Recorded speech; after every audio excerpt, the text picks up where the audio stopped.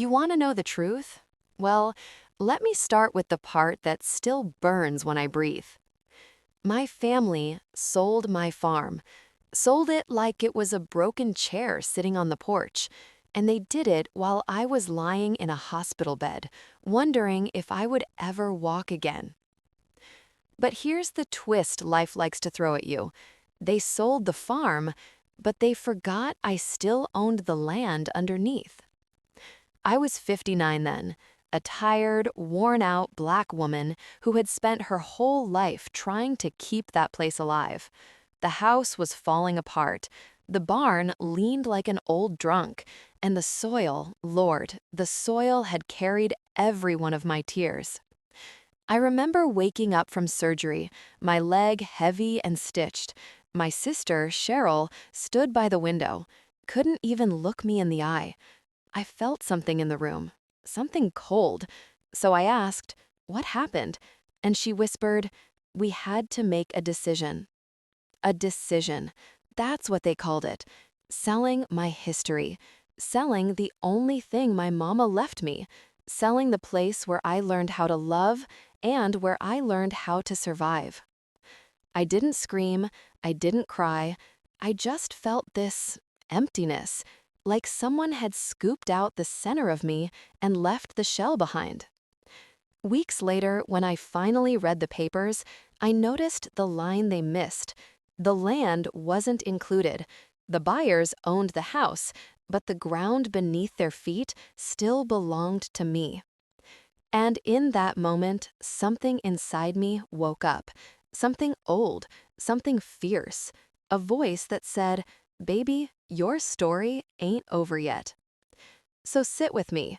Let me tell you how a broken woman found her way back, not through revenge, but through truth, land, memory, and the quiet kind of strength you only earn after 60 years of falling down and getting back up. After I learned the farm had been sold, I didn't go home right away. Truth is, I didn't know if I had a home to return to. Rehab was slow. Every step felt like pushing through wet cement. But the nurses, Lord, they were sunshine on the darkest morning. Especially Maria, tiny woman with a voice soft as warm bread. She would say, "Miss Eleanor, healing starts here," and she'd touch her chest, right over the heart. But my heart was crowded with questions. Why would my own family do that to me? Was I that much of a burden? Or had they been waiting for a moment when I couldn't fight back? Nights were the hardest. I'd lie awake listening to the hum of the machines, and I'd hear Mama's voice in my memory saying, "Hold on to the land, baby. Land is the one thing nobody can make more of." I didn't realize how right she was until it was almost too late. When the doctor finally cleared me to leave, Cheryl came to pick me up. She wouldn't talk much. Her hands shook on the steering wheel, and I could feel the weight of guilt pressing between us, thick like fog. We took the long road back, the one lined with pecan trees and red clay dust. I watched the fields roll by and felt something old stirring inside me. A memory, a warning, a promise. When we pulled up to what used to be my farm, I didn't recognize it at first. The new owners had already started tearing down the fence. Strangers' trucks sat where my daddy once parked his old blue Ford. My chest tightened, not just from anger, but from grief. Deep, ancestral grief. The kind Black folks carry when something sacred is taken. Cheryl whispered, "Ellie, we were trying to help." And I said, "Help me? By giving away the blood in my soil?" That was the first time she cried. I didn't yell, I didn't curse. I just stepped out of the car, leaned on my cane, and stared at the place that held every version of me. The child, the wife, the mother, the woman who survived. And under my breath, I whispered, "You may have taken the house, but the land is still mine." I didn't know then that those words would be the beginning of a fight, not with my family, not with the buyers, but with myself. and the scars I'd buried deep beneath that soil. I didn't sleep the night I came back home. Couldn't. My body was tired, but my mind was a storm, loud, wild, unforgiving. I sat on the edge of the borrowed bed in Cheryl's guest room, staring at the papers the buyers had given her. Every line showed what I had lost, but one line showed what they overlooked. The deed to the land wasn't transferred. And that single detail felt like a heartbeat, weak but alive. Something inside me whispered, "This is your chance, Eleanor. Don't let them bury you before your time." So the next morning, I asked Cheryl to drive me back.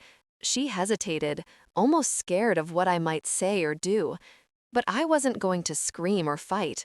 I just needed to stand there again, needed the ground to remember my feet. When we pulled up, the workers were still there. One of them, tall man with a red cap, looked at me like I was in his way.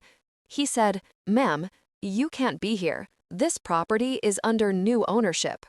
I lifted my cane, pointed it straight at the soil beneath his boots, and said, "The house may be theirs, but that land is still mine." He frowned, confused, and walked off to get the new owner, a woman named Danielle Parker, younger than me, polished, confident, the kind who smelled like expensive candles. She approached with a smile too tight to be real. "Mrs. Harris, I assume. We've heard about the misunderstanding." I told her there was no misunderstanding, just a mistake. A mistake made by my family and a mistake made by her lawyer. She tried to smooth things over, talking fast, offering coffee, offering a seat, offering sympathy I didn't ask for. But I wasn't interested in comfort. I was interested in truth. Finally, she sighed and said, "Look, we want the whole property. The house is useless without the land." And I felt a sharp pain in my chest, not fear, not anger, but power, real, quiet power. For the first time in years, I realized I had something someone wanted, something valuable, something irreplaceable. I turned to Danielle and said, slowly, clearly, "Then I guess you and I have some talking to do." Danielle invited me into what used to be my living room. The walls were half-painted. My mama's old fireplace was covered with plastic, and the air smelled like dust and new money. I walked slow, leaning on my cane, letting every memory rise. Right there, by the window, I had rocked my son to sleep. Over there, by the door, my husband once kissed the back of my neck. And in the corner, that's where I collapsed the day he left me. The house remembered, even if the people inside didn't. Danielle cleared her throat. "Mrs. Harris, we want this to be simple. We're ready to buy the land. Name your price." She said it like she was buying a set of curtains. I shook my head. "You can't put a price on land that raised you." She looked confused, maybe even annoyed. "Look," she said, folding her arms, "your family agreed to sell. They told us you wouldn't mind." And Lord, that cut deeper than any knife. My own family had spoken for me, erased me, made me small in the story that should have been mine. I took a breath, slow and steady. "Danielle, let me tell you something my mama told me. Land remembers its keeper, and I've kept this land my whole life." She softened, just a little. "So, what do you want?" Her question hit me harder than I expected, because truth was, I didn't know. I'd spent so long surviving that I hadn't thought about wanting. I closed my eyes. I let myself feel the floorboards beneath my feet, boards my daddy had nailed down in the summer heat, boards my mama had swept with tired hands. Then I said, slow, quiet, but firm, "I want time. I want to figure out who I am without everyone deciding for me." Danielle nodded, though I could see she didn't understand. But she respected it. She offered her hand. Take the time you need. I didn't take her hand. Instead, I placed my palm on the wall, the same wall I had touched 1,000 times before, and I whispered, I'm not leaving you, not again. I walked out of that house with a truth blooming inside me. I wasn't done, and neither was this land. For the next few days, I walked the land. Slow steps, careful steps. Every inch of soil felt like a conversation with my past. I walked the edge of the field where Daddy used to plant corn. I traced the path Mama took every morning to feed the chickens. And when the wind blew, carrying the smell of clay and wildflowers, I felt like the land itself was breathing with me. But healing is never quiet. Sometimes it drags up things you bury deep, things you never meant to see again. On the third morning, as I passed the old barn, a memory hit me so hard I had to hold the wall to stay standing. I hadn't stepped into that barn since the night my husband, Robert, left.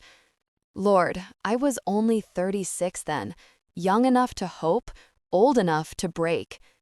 We had argued earlier that day about money, about the farm, about how tired he was. But the real truth was something neither one of us said out loud. We were losing each other. That night, I found him in the barn packing a single bag, his shoulders slumped, his eyes rimmed red. He said, Ellie, I can't do this anymore. And the way he said my name, soft, broken, it still haunts me. I didn't beg him to stay. I didn't scream. I just stood there as he walked past me, leaving behind the life we built, leaving behind the woman who loved him more than she loved herself. After he left, something inside me hardened, not out of anger, but out of survival. I poured every part of myself into the land because it was the only thing that stayed.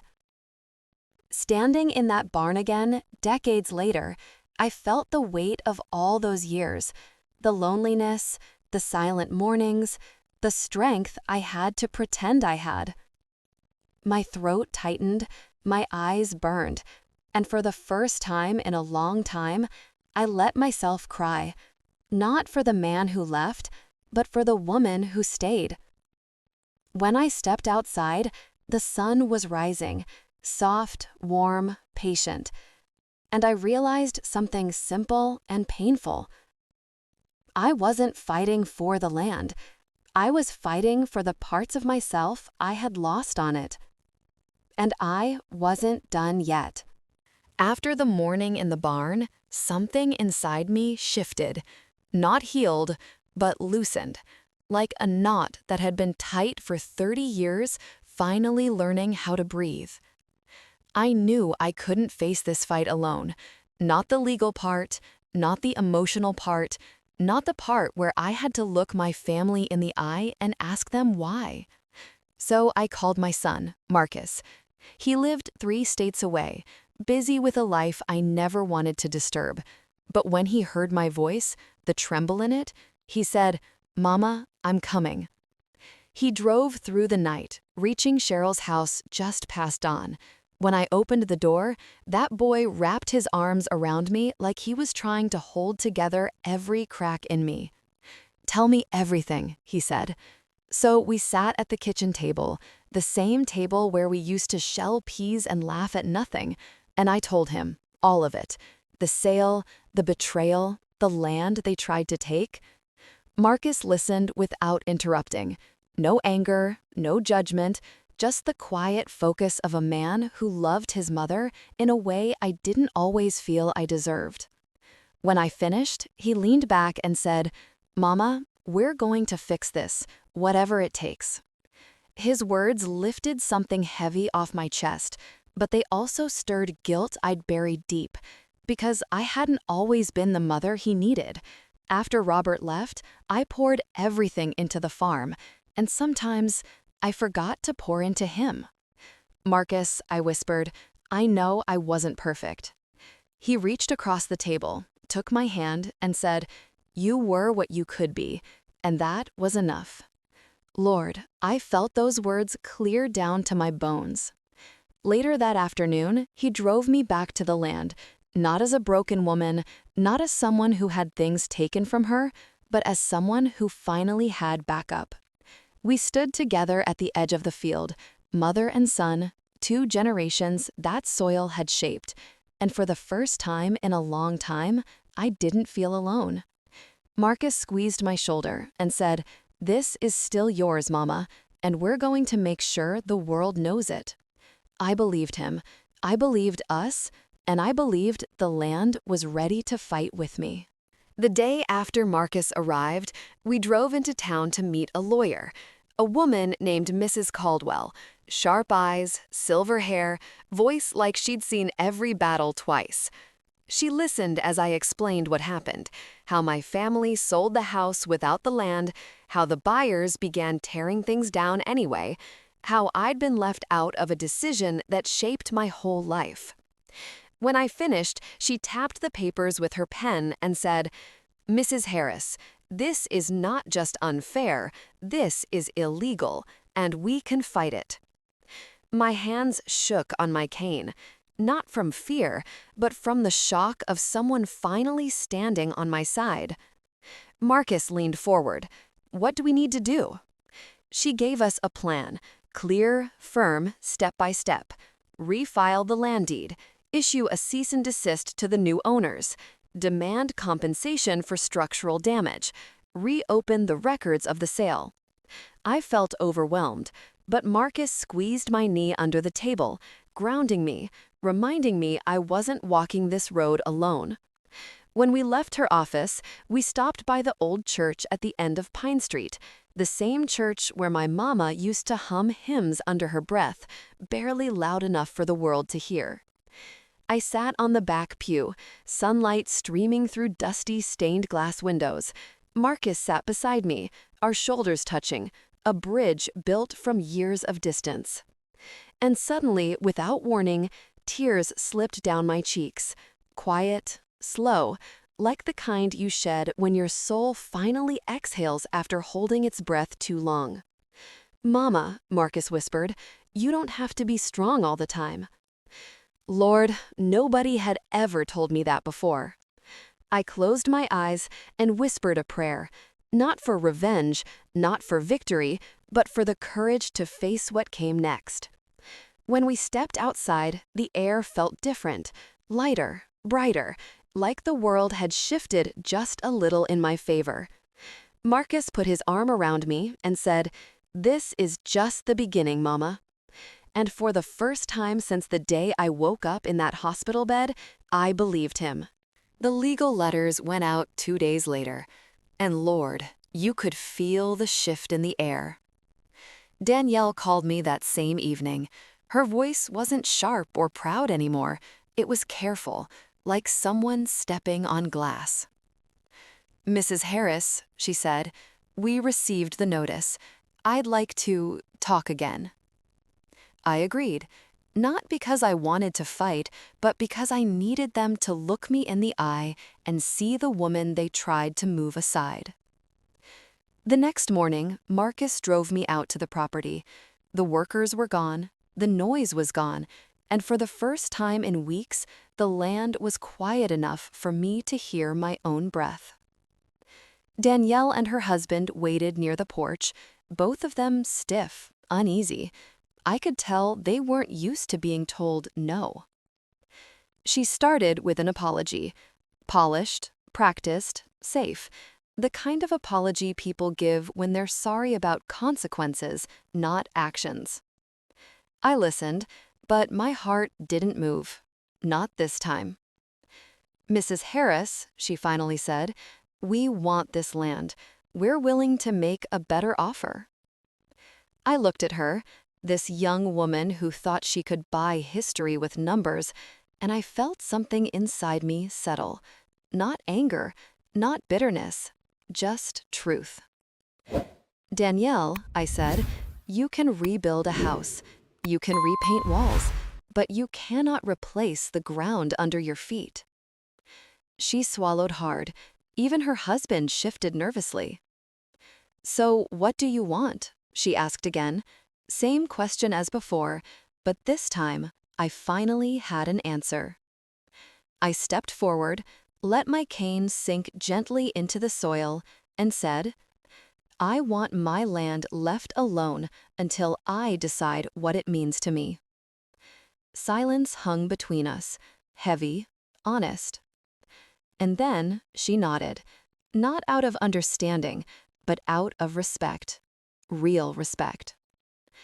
As they walked away, Marcus turned to me and said, "Mama, you handled that like a queen." I laughed, the first real laugh I'd had in months. "Baby, I'm too old to be a queen, but I can stand like one." And as the wind moved through the fields, brushing against my skin like a familiar hand, I felt something powerful rising in me, a quiet kind of ownership, the kind that comes from knowing who you are and what you refuse to lose again. After the meeting with Danielle, I thought the hardest part was behind me, but life don't ever let you walk forward without making sure you understand what you're carrying. That night, Cheryl came into my room. She didn't knock. She just stood in the doorway, hands twisted in front of her like she was holding an apology she didn't know how to unwrap. "Ellie," she whispered, "can we talk?" For a moment, the old hurt rose up in me, sharp, fast, unforgiving. But I nodded, because some conversations can't wait a lifetime. She sat beside me, eyes shining with guilt so heavy it bent her shoulders. "I didn't mean to hurt you," she said. "We were scared. You were in the hospital. The bills, the repairs, everything felt like it was falling apart." I let her speak, every word, even the ones that stung. "I thought selling the farm would save us," she whispered. "I thought I was protecting you." Lord, hearing her say that felt like a slow knife, because it wasn't betrayal born from cruelty. It was betrayal born from fear, and sometimes those cut the deepest. I looked at my sister, the girl who used to braid my hair under the pecan tree, the woman who held my hand the day Mama died, and I saw her trembling like a child. "Cheryl," I said quietly, "you should have talked to me, even if I was hurting, even if it scared you." She broke then, shoulders shaking, tears slipping onto her lap. "I know," she cried. "I know, Ellie, and I'm sorry. I'm so sorry." For the first time since everything fell apart, I reached for her hand. Her fingers tightened around mine like she'd been waiting weeks for that moment. "I can't forget what happened," I whispered, "but I can forgive you if you let me heal in my own way." Cheryl nodded, tears still falling. "Whatever you need, I'm here." And something in the room softened, like a knot of pain that finally loosened just enough to let light slip through. As she left the room, I sat there in the quiet, staring at the shadows on the wall, and I realized something I hadn't understood before. Sometimes, healing doesn't start with courage. It starts with honesty. And sometimes, forgiveness is the only way to keep your soul from drowning. A week passed after Cheryl and I talked. A week of walking the land, sitting on the porch steps, letting the wind remind me who I was before life tried to shape me into someone smaller. And slowly, gently, I felt myself settling back into my own skin. The legal mess wasn't over. The repairs weren't done. The past wasn't neatly wrapped. But for the first time in a long time, I wasn't living in fear of being broken again. One evening, Marcus and I sat on the tailgate of his truck, watching the sun melt into the horizon. Those soft, golden colors only country skies know how to make. "Mama," he said, "What are you going to do with the land?" I didn't answer right away. I let the cicadas sing, let the cool air move through my hair like an old friend, and let my soul do the talking. "I think," I said, "I'm going to rebuild this place, but not the way it was." Marcus nodded, not pushing, just listening. "This land raised me," I continued. "It held my childhood, my marriage, my mistakes, my grief, and now it deserves to hold my healing." I told him I wanted a small house, something simple, something that let the wind in and kept the noise out. A place where I could plant flowers instead of reasons to worry. A place where my grandchildren could visit and feel roots deeper than their own memory. Marcus smiled, that soft smile he got from his daddy. "We'll build it, Mama. Me and you." And Lord, those words wrapped around me like a warm blanket. As the stars began to break through the dark, I realized something simple and powerful. I hadn't lost the farm. I hadn't lost my history. I hadn't even lost my family. I had only lost the version of myself that believed she had to survive alone. Standing on that land, my land, I felt 60 years of pain, struggle, love, and rebirth settle into one quiet truth. You can steal a house, you can sell a building, but you cannot take the ground beneath a woman who finally knows her worth. And with the moon rising over the fields, I whispered to myself, my story isn't ending, it's just beginning again.